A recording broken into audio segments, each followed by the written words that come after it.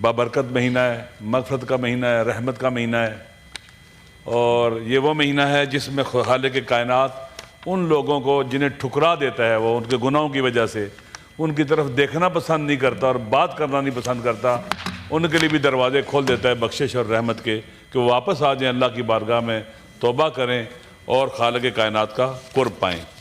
بہت بابرکت مہینہ ہے، اور اس مہینے کے اندر بہت زیادہ یعنی ہر شے کی کہتے ہیں بہار ہوتی ہے، اور ربیع القرآن شہر رمضان، اور قرآن کی بہار کا مہینہ ماہ رمضان ہے۔ اس میں اگر ہم ایک آیت قرآن کی پڑھیں تو ختم قرآن کا ثواب ملتا ہے، لہذا بہت بابرکت مہینہ سے استفادہ کرنا چاہیے۔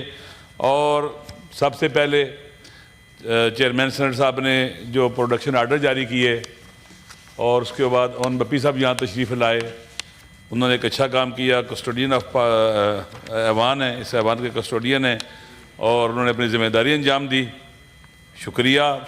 اور یہاں پر نہ آنا سینیٹر اعجاز چودھری صاحب کا، نہ آ پانا، یہ بھی ایک واقعاً سوالیہ نشان کھڑا کرتا ہے کہ وہ کون سی پاورز ہیں، کون سی قوتیں ہیں جو یہاں پر قانون کے مطابق عمل نہیں کرتی، اور جو سینٹ کا حق ہے اور جو چیئرمین صاحب کا پروڈکشن آرڈر ہے اسے وائلیٹ کرتی ہیں، اور انہیں کچھ ہوتا بھی نہیں ہے اور اسے کوئی پوچھتا بھی نہیں ہے۔ میرے خیال میں یہاں اسی طرح سے خواتین کے حق کی بھی بات ہوئی ہے، میں سب کو ملا کے مختصر کرتا ہوں۔ رول آف لا، جو ہمارے قوانین ہیں ان پر عمل کیے بغیر کسی کو بھی اس کا حق نہیں مل سکتا۔ عدل و انصاف رول آف لا کے بغیر ممکن ہی نہیں ہے۔ ہماری خواتین جن کے بارے میں گفتگو ہو رہی تھی کہ وہ مظلوم ہیں، طول تاریخ کے اندر خواتین پر ظلم ہوتا آ رہا ہے، لیکن اسلام نے، دین اسلام نے، قرآن نے، ہمارے آخری نبی صلی اللہ علیہ وسلم نے جو خواتین کے حوالے سے احکام صادر فرمائے، اللہ کی طرف سے احکام آئے کہ وہ وراثت میں بھی حقدار ہیں، وہ تقدس رکھتی ہیں، وہ گھر کے اندر ان کا ایک احترام ہے۔ دیکھیں اسلام کے اندر خاتون پر گھر میں کام کاج کرنے کی ذمہ داری نہیں ہے، شوہر کے کپڑے دھونا ان کی ذمہ داری نہیں ہے، کھانا پکانا ان کی ذمہ داری نہیں ہے، جھاڑو دینا ان کی ذمہ داری نہیں ہے، یہ دان و نفقہ سب کی ذمہ داری مرد کے اوپر ہے، حتیٰ وہ بچے کو دودھ پلانے کے پیسے بھی لے سکتی ہیں۔ اس حد تک خداوند متعال نے اور قرآن اور اسلام نے انہیں عزت اور احترام دیا ہے۔ اگر ہم ان کا حق مارتے ہیں تو ہم مجرم ہیں، ہم ظالم ہیں۔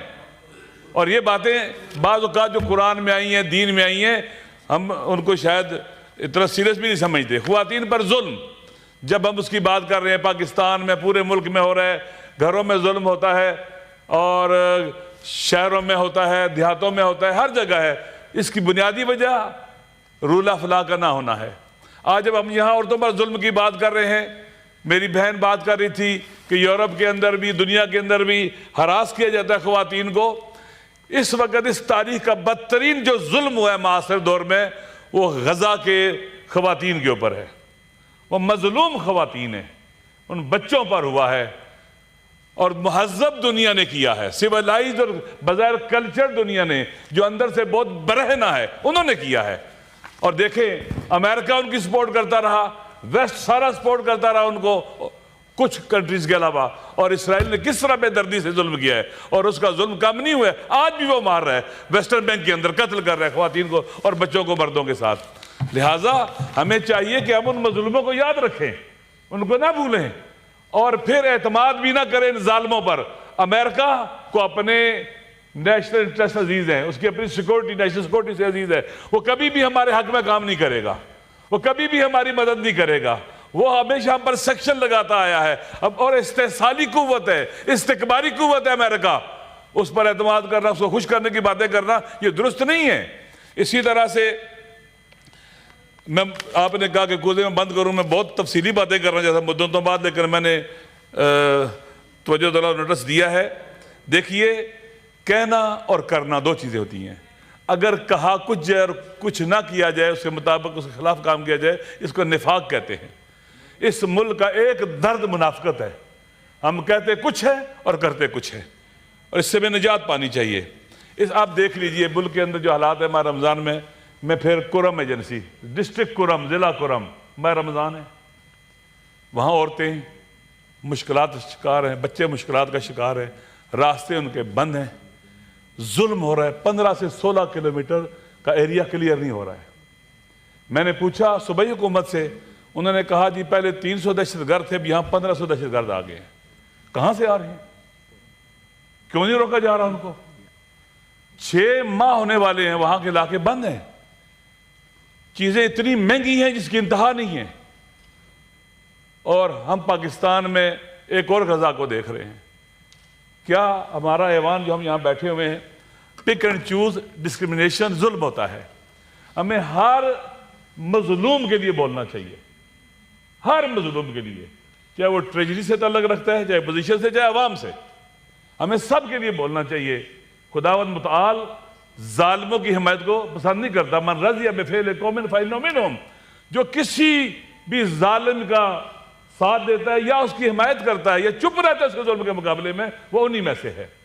میری گزارش یہ ہے کہ یہ ایوان جہاں انشاءاللہ میں نے جو توجہ دلاؤ نوٹس اس میں پورے ملک میں امن و امان کے حوالے سے بات کروں گا، لیکن اس وقت میری گزارش یہ ہے 6 ماہ ہونے کو ہے، کئی 100 لوگ مارے جا چکے ہیں، زخمی ہیں۔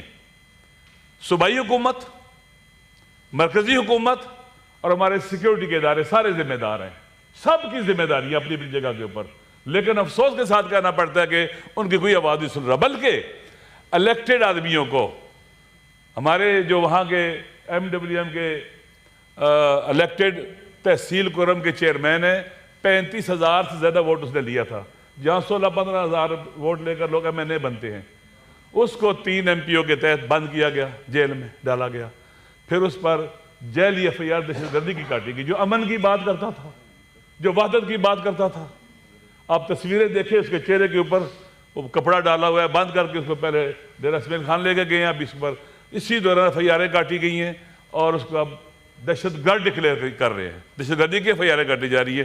یہ ہے ہمارے ملک کے اندر امن کی بات کرنے والے، انصاف کی بات کرنے والے، عدل کی بات کرنے والے، ان کو وکٹمائز کیا جا رہا ہے۔ پوچھا جاتا ہے کہ یہ 1500 دہشت گرد کیوں نہیں کنٹرول ہو رہے، کہاں سے آ رہے ہیں، بارڈر سے کیسے اندر آ رہے ہیں یہ لوگ، یہ کس نے آرڈر جاری کیا ہے، DC صاحب نے کس کے کہنے پر جاری کیا ہے؟ صوبائی حکومت بھی اپنے آپ کہتی ہے جی ہم تو بالکل کچھ بھی نہیں کر سکتے، ہمارے اختیار میں نہیں۔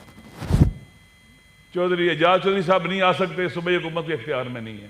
اون بپی کو اٹھایا جاتا ہے، صوبائی حکومت کے اختیار میں نہیں ہے۔ کس کے اختیار میں؟ کون یہ کر رہا ہے ہمارے ساتھ؟ سر میری گزارش یہ ہے، آئیں سیاستدان بیٹھے، ماضی کے آگے نکلیں، آئیں مل بیٹھ کر سیاستدان کنٹرول اپنے ہاتھ میں لیں۔ یہ ملک سیاستدانوں نے بنایا تھا، عوام کے ساتھ مل کر، وہی اس کو بچا سکتے ہیں، آگے لے کے جا سکتے ہیں۔